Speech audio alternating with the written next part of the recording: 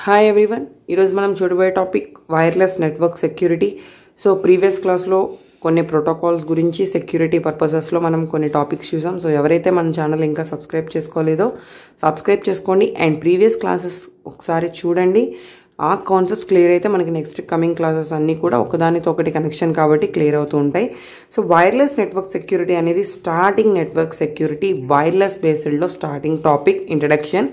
So ఇక్కడ network security through wiring and without wiring. So wireless అంటేనే మనం ఎక్కడ వైర్ యూజ్ చేయకుండా వైర్లెస్ ద్వారా కమ్యూనికేషన్ ఎస్టాబ్లిష్ చేసేటప్పుడు నెట్వర్క్ సెక్యూరిటీని ఎలా యూజ్ చేయాలి, నెట్వర్క్ సెక్యూరిటీ ఎలా ఎస్టాబ్లిష్ చేసుకోవాలి అనేది ఈ కాన్సెప్ట్. సో వైర్లెస్ డివైజెస్కి మనకి తెలిసిన సింపుల్ ఎగ్జాంపుల్స్ వైఫై, బ్లూటూత్, ఇలా పెన్ డ్రైవ్స్ ఏవైతే యూజ్ చేస్తున్నామో ఇవన్నీ డిఫరెంట్ వైర్లెస్ డివైజెస్. సో ఇక్కడ wireless network security main protecting wireless networks. Wireless networking అనేది మోడెమ్స్, పెన్ డ్రైవ్ అంటే నియర్లీ మోడెమ్, మనం ఒక పెన్ డ్రైవ్ లాగా కొన్ని మోడెమ్స్ యూస్ చేస్తాం. సో అవి కూడా wireless modems. And wifi, Bluetooth అందరికీ తెలిసినవే.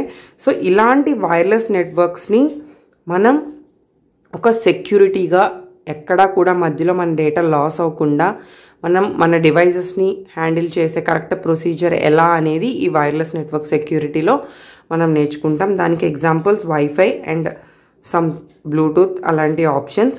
సో ఇక్కడ వైర్లెస్ సెక్యూరిటీలో మనం ఏ కాన్సెప్ట్స్ చేయడం వల్ల మనకి సెక్యూరిటీ వస్తుంది అండ్ వైర్లెస్ డివైజెస్లో ఈ అన్నిట్లో ఏది ఎక్కువగా యూజ్ అవుతుంది అండ్ దేని యొక్క యూజ్ ఏంటి అండ్ ఎలా వర్క్ అవుతుంది అనేది చూద్దాం. The first one encryption. Encryption అంటే మనం ఏదైతే ఒక మెసేజ్ ట్రాన్స్ఫర్ చేద్దాం అనుకుంటున్నామో ఆ మెసేజ్ని సమ్ అల్గోరిథంతో ఒక డిఫరెంట్ కోడ్ కింద మనం చేంజ్ చేస్తున్నాం. This concept is called encryption. ఈ కోడ్ అనేది ఎవరికి అర్థం కాకుండా డిఫరెంట్ కాంబినేషన్స్లో ఉంటుంది కాబట్టి ఎప్పుడైతే ఈ కోడ్ అనేది మనం కమ్యూనికేషన్ నెట్వర్కింగ్లో పోస్ట్ చేస్తామో ఆటోమేటిక్గా ఎక్కడైనా హ్యాక్ జరిగినా కూడా ఆ కోడ్ అనేది ఎవరికి అర్థం కాదు. సో దానివల్ల ఏమవుతుంది అంటే మనకి ఆ కోడ్ లాస్ అయినా అది ఎవరికి అర్థం కాదు కాబట్టి మనకి అక్కడ లాస్ అయితే వేరే రకంగా ఏముండదు, డేటా లాస్ అయితే ఏముండదు. So that is the main use of encryption. Strong passwords. So మనకి పాస్వర్డ్స్ చాలా ఈజీగా పెట్టేసాం అనుకోండి, అంటే సింపుల్గా date of birth, phone numbers ఇలా పెట్టేయడం వల్ల ఏమవుతుంది, వన్స్ ఎప్పుడైతే మనకి ఒక హ్యాకర్ హ్యాక్ చేద్దాం అనుకుంటున్నారో మన డీటెయిల్స్ అన్నీ కూడా వాళ్ళు తెలుసుకునే ఛాన్సెస్ ఉంటాయి. సో అలాంటప్పుడు ఆ డీటెయిల్స్తోనే ఆ పాస్వర్డ్ని హ్యాక్ చేసేలాగా మన పాస్వర్డ్ ఉంటే ఈజీగా మన డేటాని లాస్ అయిపోతాం, మన కమ్యూనికేషన్ని లాస్ అయిపోతాం. సో పాస్వర్డ్స్ అనేవి ఎక్కడా కూడా వాళ్ళకి ఆ మినిమం నాలెడ్జ్తో లేకుండా స్ట్రాంగ్గా ఉంటే డిఫరెంట్ క్యారెక్టర్స్, సింబల్స్ కాంబినేషన్తో అది హ్యాకింగ్ అనేది కొంచెం తగ్గించవచ్చు. And firewalls.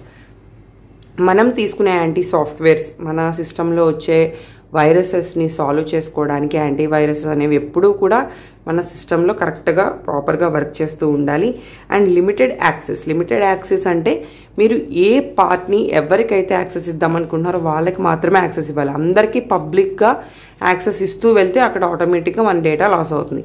ఫర్ ఎగ్జాంపుల్, మీరు ఒక డ్రైవ్లో మీకు సంబంధించిన ఫైల్స్ ఆర్ మీకు సంబంధించిన నోట్స్ అనేది అప్లోడ్ చేసి పెట్టుకున్నారు, దాని యొక్క లింక్ అనేది మీరు పబ్లిక్గా స్టేటస్ పెట్టేశారనుకోండి, అది అందరూ యాక్సెస్ చేసుకునే ఛాన్స్ ఉంటుంది. లేదు, కొంతమందికి లిమిటెడ్ యాక్సెస్ ఇచ్చి కొంతమందికి మాత్రమే పర్సనల్గా లింక్స్ షేర్ చేసుకుంటే కనుక వాళ్ళ వరకు ఆ నోట్స్ అనేది షేరింగ్ అనేది జరుగుతుంది. Next, regular updates. మీరు యాంటీవైరస్ సిస్టంలో యూజ్ చేస్తున్నారు కానీ దానికి సంబంధించిన అప్డేషన్స్ ఇవ్వలేదు, అది ఏమైపోయింది, ఓల్డ్ అయిపోతుంది. సో ఓల్డ్ అయిపోయినప్పుడు మీకు కరెక్ట్గా సిస్టంలో దాని యొక్క యూజ్ని కరెక్ట్గా చేయలేదు, దాని యొక్క వర్క్ని ప్రాపర్గా చేయలేదు. సో ఫుల్ సపోర్టెడ్గా మీకు యాంటీవైరస్ వర్క్ అవ్వాలి అంటే ఎప్పటికప్పుడు దానికి రెగ్యులర్గా అప్డేట్స్ అనేవి ఇస్తూ ఉండాలి. Next, 2 factor authentication. ఇప్పుడు అందరూ జనరల్గా ప్రతి మెయిల్లో మనం 2 ఫ్యాక్టర్ అథెంటికేషన్ చూస్తాం. 2 factor authentication is nothing but 2 times verification జరుగుతుంది. అదే 2-way వెరిఫికేషన్ అంటున్నాం. 2 times వెరిఫికేషన్ జరగడం అంటే ఓటీపీ 2 times రావచ్చు, లేదు 1 time ఓటీపీ వచ్చి 1 time వేరే క్వశ్చన్స్ అడగచ్చు. సో వెరిఫికేషన్ అనేది మనం 2 times చేస్తే దాన్ని 2 ఫ్యాక్టర్ అథెంటికేషన్ అంటాం. సో ఎక్కడైనా 1 time లాస్ అవ్వచ్చు కానీ 2 times మ్యాక్సిమం మనం లాస్ అయ్యే ఛాన్స్ ఉండదు కాబట్టి వెరిఫికేషన్ అనేది 2 times చేస్తున్నాం. నెక్స్ట్ వైర్లెస్ సెక్యూరిటీ వల్ల మనం ఏంటంటే డిఫరెంట్ ఇలాంటి ఆప్షన్స్ యూజ్ చేసి అథెంటికేషన్ని సెక్యూరిటీని మనం ఎస్టాబ్లిష్ చేసుకుంటున్నాం.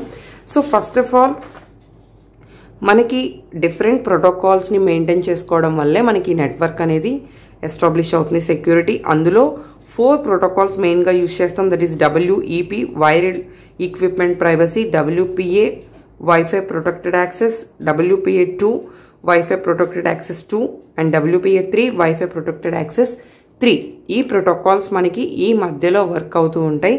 అండ్ జనరల్గా మనకి నెట్వర్క్లో సెక్యూరిటీలో థ్రెట్స్ ఎలా ఉంటాయి అంటే eavesdropping, DOS attacks and packet sniffing, man in the middle attacks and malware. So ఇక్కడ first of all eavesdropping అనేది ఎలా ఉంటుంది, మనం ఏదైతే డేటాని ఎన్క్రిప్ట్ చేస్తున్నామో ఎప్పుడైతే మనం డేటా ట్రాన్స్మిట్ చేసిన తర్వాత డిక్రిప్ట్ చేసే ప్రొసీజర్ ఉంటుంది కదా, అక్కడ ప్రాబ్లమ్ని క్రియేట్ చేస్తుంది. So that is the first thread. Next one denial of service. ఇక్కడ దీన్ని డీనియల్ ఆఫ్ సర్వీస్ అంటాం. ఈ టైప్ ఆఫ్ అటాక్ ఏంటంటే నెట్వర్క్ ట్రాఫిక్ ఏదైతే ఉంటుందో ఆ ట్రాఫిక్ని యూజర్స్కి అందకుండా దాన్ని లాంగ్ ప్రొసీజర్, లాంగ్ టైం కింద చేంజ్ చేసేస్తుంది. దానివల్ల మనం కనెక్షన్ని లాస్ అయిపోతాం. Next packet sniffing. Packet sniffing అంటే మన డేటాని డిఫరెంట్ ప్యాకెట్స్ కింద పాస్ చేస్తూ ఉంటాం. ఇది ఏం చేస్తుంది, మధ్యలో కొన్ని నెట్వర్క్ ప్యాకెట్స్ని అందులో ఉన్న ఇన్ఫర్మేషన్ని, సెన్సిటివ్ ఇన్ఫర్మేషన్ని చేంజ్ చేసేస్తూ ఉంటుంది. So that is the one type of virus. Man in the middle attacks చాలా ఈజీ, మనకు అందరికీ తెలిసిన విషయమే. మధ్యలో ఏదైతే ఒక వైరస్ అటాక్ అవుతుందో మిడిల్ ప్రాసెస్లో అది వచ్చి మన డేటాని రీచేంజ్ చేసేస్తుంది, అంటే చేంజ్ చేసేస్తుంది, వేరే డేటాని తీసుకొచ్చి ఈ డేటాని మార్చేస్తుంది అనమాట. నెక్స్ట్ మాల్వేర్ అనేసరికి మనకి సింపుల్, అక్కడ ఒక వైరస్ లాగా అటాక్ అయ్యి మన డేటాని కరప్ట్ చేస్తుంది. So that is the concept. Different threads, ఇవన్నిటి నుంచి మనం ప్రొటెక్ట్ చేసుకోవడానికి ఈ నెట్వర్క్ సెక్యూరిటీ అనే కాన్సెప్ట్స్ యూజ్ చేస్తున్నాం. ఇందులో మనకి నెక్స్ట్ కాన్సెప్ట్స్ ఇంకా ఇందులో ఉన్న అల్గోరిథమ్స్ గురించి డిస్కస్ చేద్దాం. Thank you.